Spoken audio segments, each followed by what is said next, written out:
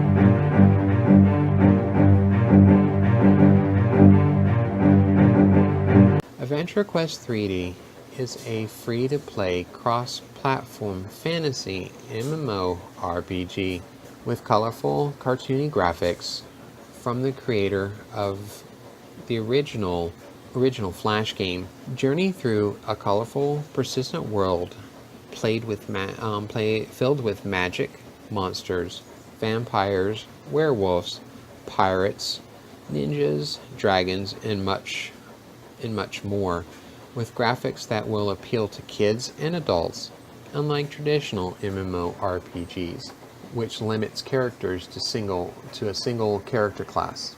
Adventure Quest 3D allows players to switch between any of the game's classes upon unlocking them, so don't forget to visit the Hall of Trainers, where you can unlock new classes.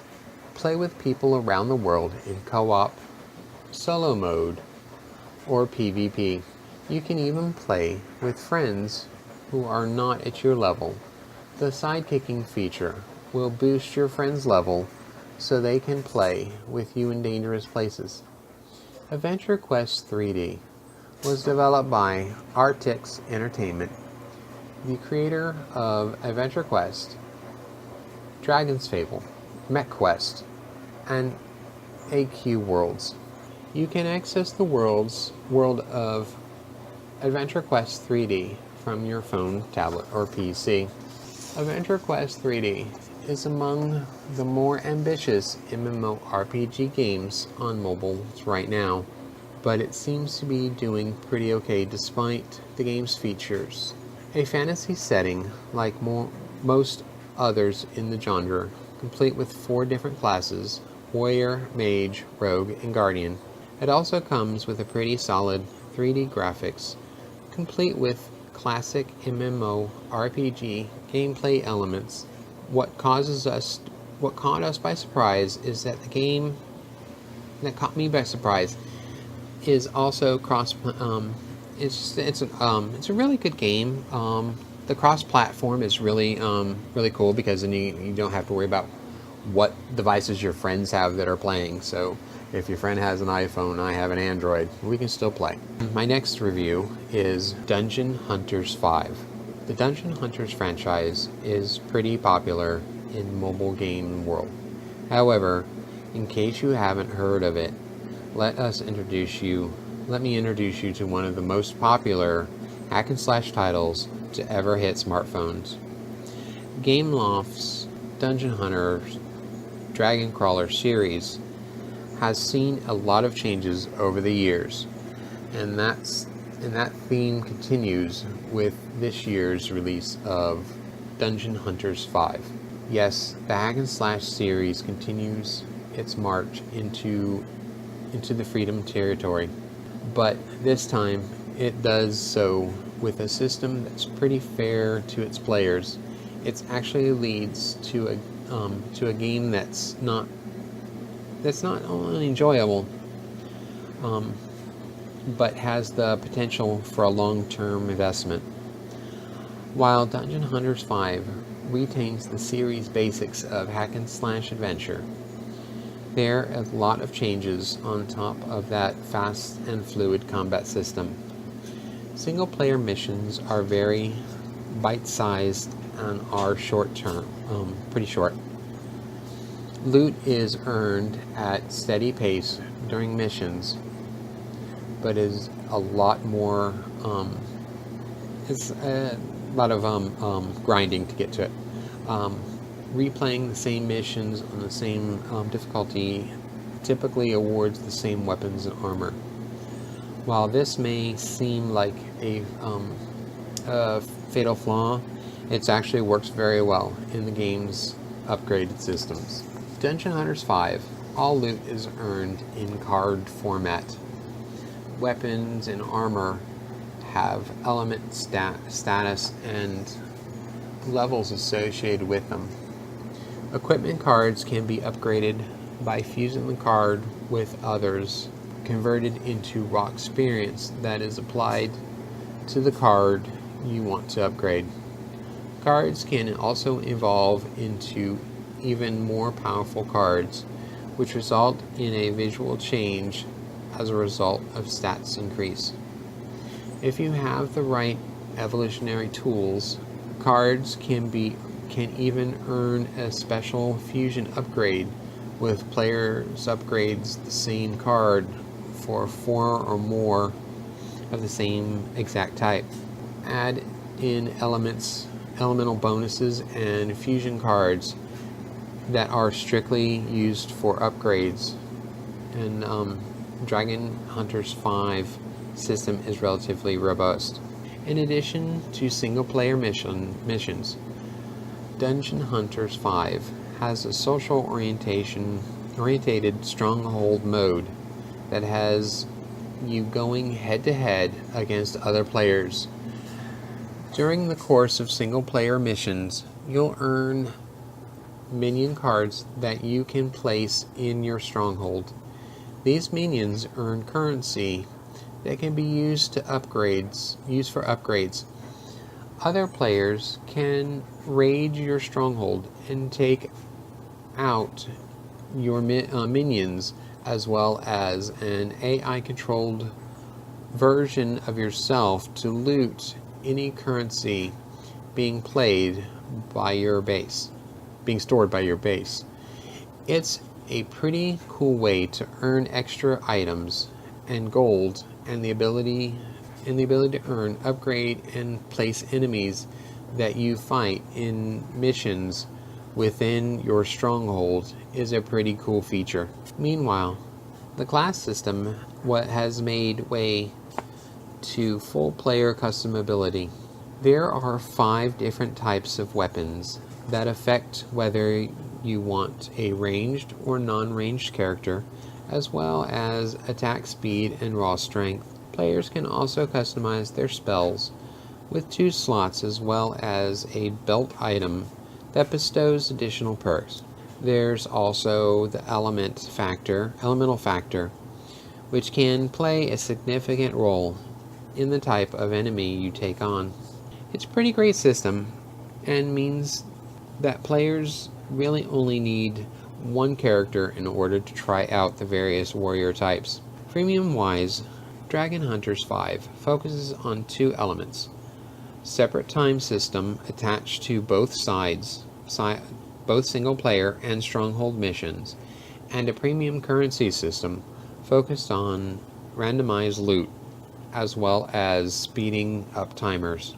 As far as freemium games go, Dragon Hunters 5 is pretty complicated in terms of its element.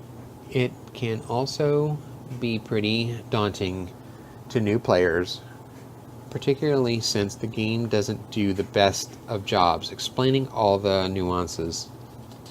However, once you get into the game, Dungeon Hunters 5 isn't nearly as unforgiving as one might think. The timer system does impose a restriction on straight gameplay time, but there's typically plenty to do before you're met with that hard wall. The premium currency isn't as restricted as restoring timer and using one open special premium treasure chest that awards randomized high-end loot. Admittedly, the heavy grind associated with upgrading equipment and minions means you'll spend a lot of your energy replaying missions to earn extra loot, but at this point, that's just part of the game. I also wasn't a fan of the randomized loot system, as the inclusion of a rating system, which means there's some pay to win potential that's more meaningful as you're playing against other players.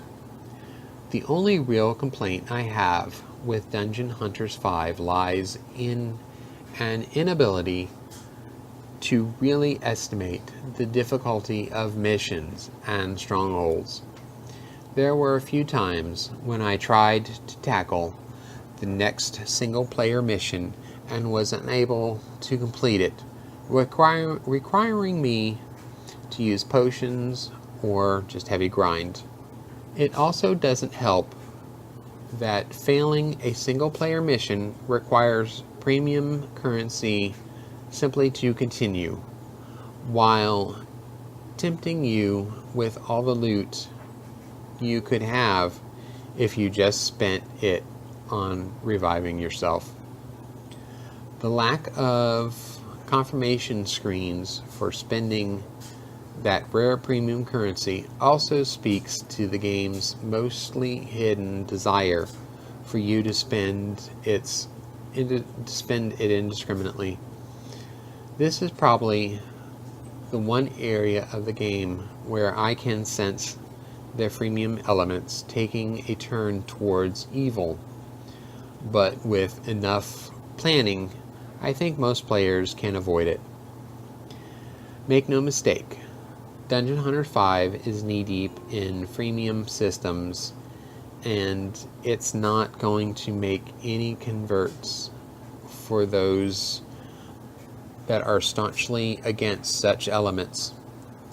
However, for those who willing to engage with what it offers in the environment, that is, I believe, you'll have a good time. The visuals and impressive presentation is top-notch, and all the game systems are fairly mature in implementation. True, it is not quite a perfect game, even within its particular subgenre, but to me, it's a game that I not only want to continue to play, but also one that doesn't try to penalize me for doing so. In a world of highly aggressive freemium systems, that's an accomplishment all in itself, and makes Dungeon Hunters 5 worth exploring. The next game I'm going to review is Order and Chaos 2. I've been playing Order and Chaos 2 for a couple of weeks, and I'm ready to tell you my thoughts on it. So let's dig into all the details. Undoubtedly, RPG is recognized for the deep narratives, which tend to be very well elaborate and provoke emotions no other type of games can achieve. And of course, there are a lot about role playing. After all, Order and Chaos 2 is not the exception to this written rule. As you would expect, this is the continuation of Order and Chaos Online. It has been 600 years since the destruction of the Primal Heart, which ended up causing an unexpected cataclysm event that causes unbelievable damage to everything this world's residents knew. The world is now recovering from all the destruction, and heroes are beginning to rise once again. Your goal is to help keep and find redemption that is part of the game. Character customization is a staple most MMORPGs adhere to, and Order and Chaos 2 is no exception. The question is whether this game satisfies your needs for appearance modifications or not. Let's start by saying I am definitely satisfied with the races and classes. There won't be a plethora of choices, but Gameloft did a good job at keeping each class and race under its own category and specific characteristics. You can opt to be human, elf, orc, Mandel, or Kartana. By the way, the last one happens to be new. Kartanas are these reptile-like tall beasts with an immense amount of strength. They are kind of gentle giants, though, as they happen to be preferred diplomacy if possible. When it comes to appearance customization, the app does very well, but it also doesn't come near the other console level type games. Yes, you can modify your character's looks a bit, but you only get a few options for the hair, skin color, and facial types. I would like to see a deeper appearance altering system, as I am used to having the ability to change every single part of the face and body in my characters. But this will definitely do for a mobile game. Remember, Gameloft can't go crazy and even more of their ability already sizable game map. Weapon crafting and customization are also viable options. You can even add abilities to your weapons, which is actually quite helpful. Like any good MMORPG, one of Order and Chaos 2's largest assets is its world. Gameloft calls it a living and breathing world, and that is exactly what it seems like. For starters, it's huge, but it's not like those RPGs that have immense maps with repetitive, lame visuals. You definitely won't be walking through monstrous fields here, at least not most of the time. This world is very much alive.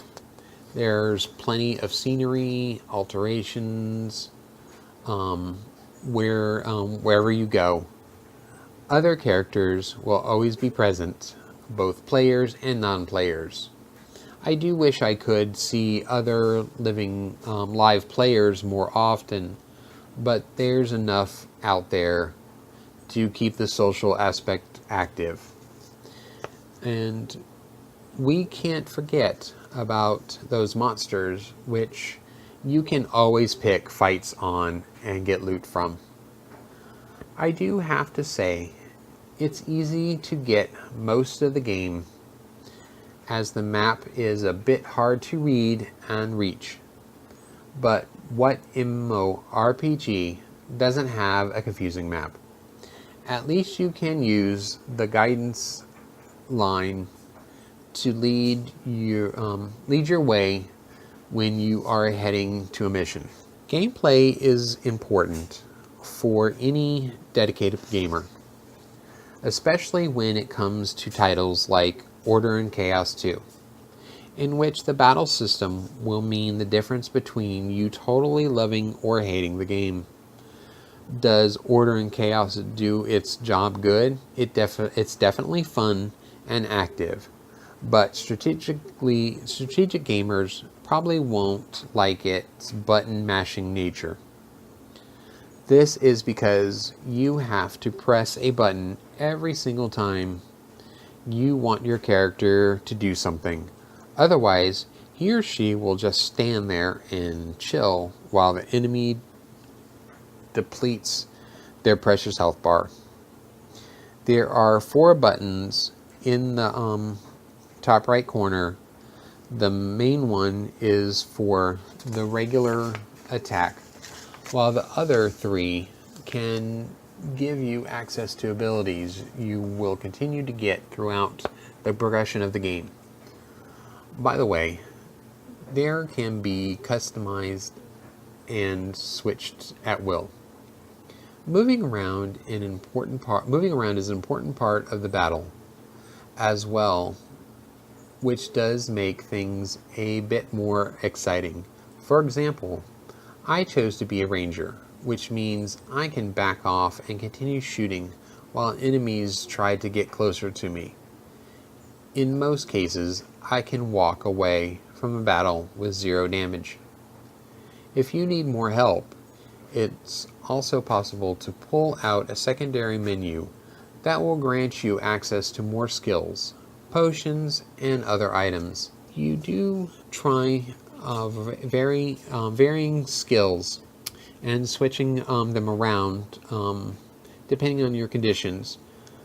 Sticking to the same attack is easy, but it gets repetitive, and adopting with your environment can really give you the upper hand in combat. Things get interesting here. Order and Chaos Redemption is certainly, or Order and Chaos 2, is certainly no casual game. Gameloft has managed to bring a nearly console-quality MMORPG to mobile devices. Nothing is lacking here, but we can definitely tell some casual mobile gaming elements were integrated. Remember those World of Warcraft quests and missions in which you had to walk from for hours on end. Regular MMORPGs are a sit down and spend all day in on your computer kind of experience. But you can't do that on mobile. The battery won't even last that long. Though Order and Chaos 2 can be fun if you continued play for extended periods of time. It is also designed to be picked up for a quick gaming session. I believe my longest mission so far has lasted about 15 minutes. This means I could pull off a quest or a mission during a work break or maybe a bus ride. Just be careful with the data, which this game sure is good at consuming. And obviously it has no offline mode. The user will have to get missions from specific characters in the game. These will ask for help and get you started in the indicated story. Don't you worry, you won't run out of things to do. Will you take on this mission or spend your precious time on another time-consuming hobby? That is the question we are trying to answer here, as an MMORPG like Order and Chaos 2 is no small investment. Honestly, it had been some years since I last looked at an MMORPG, and can say I am satisfied with what Gameloft has put together here. For once, fans of the first Order and Chaos game will definitely have to give it a try. It is direct continuation of the story after all, but this doesn't mean those of us outside of this genre won't find some fun in this game. I spent some good time with Order and Chaos 2 and can say I really enjoyed the experience. You get the complex story, map, character customization, and weapon system, but there's no time-consuming elements involved. You can play the game in little spurts as well as hardcore sessions. It is a great balance that caters to both casual gamers and the more dedicated users alike.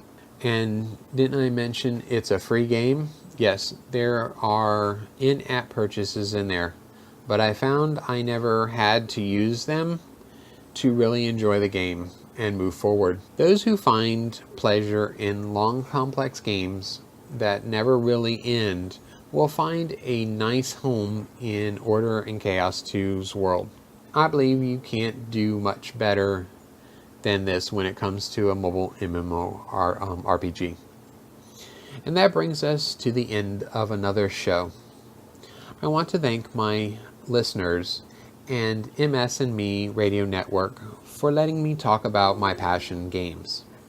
Next week, I will be reviewing race games, race and driving games.